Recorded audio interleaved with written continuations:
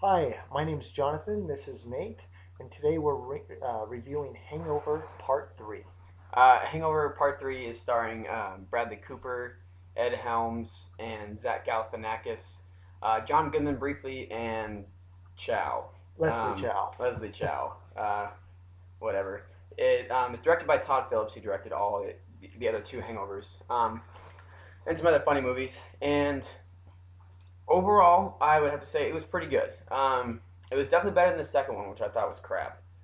It went back to the style of the first one, sort of focusing more on the characters and focusing on the crazy events that they did at first, and then it kind of delves into really insane events, while still being funny. Now, they also focus on the relationship between the characters more, which I liked.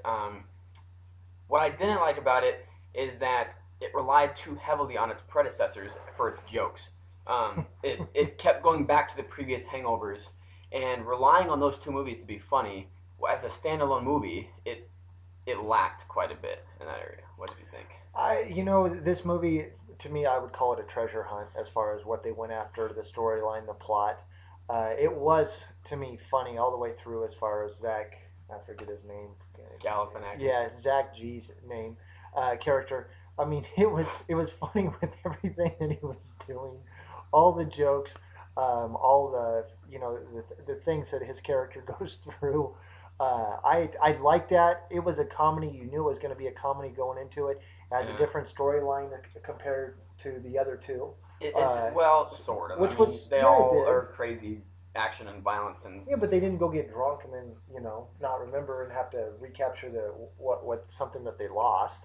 that's true. Yeah, it started off a little bit different. They did twist it up a little bit. Now, one thing I do recommend is don't watch the previews because they do what Louis C.K. does in the very beginning, which is where he does something that's kind of funny but not really, and he builds it up and builds it up and builds it up, and then something really funny happens in the very first scene.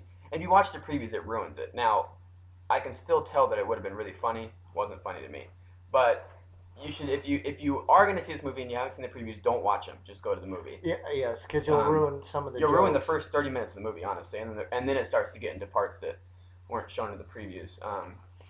Overall, for this movie, I give it a 3.5. It was a comedy. I went in there expecting it a comedy. It wasn't my favorite comedy, but the whole. I mean, the place was packed that we went to. Yeah, it was the small theater in the theater though. Yes, and But so everybody was laughing. Everybody had a good time. I was even having a good time enjoying it. From that aspect of it just being a comedy, as far as the entertainment value of it.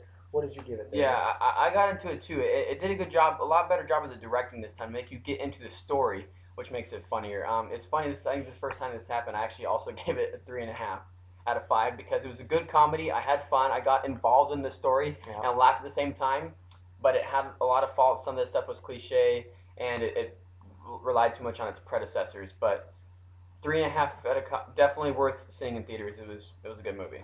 So Yep. All right. Well, my name's Jonathan. This is Nate. This is Hot and Cold Reviews. We'll see you again.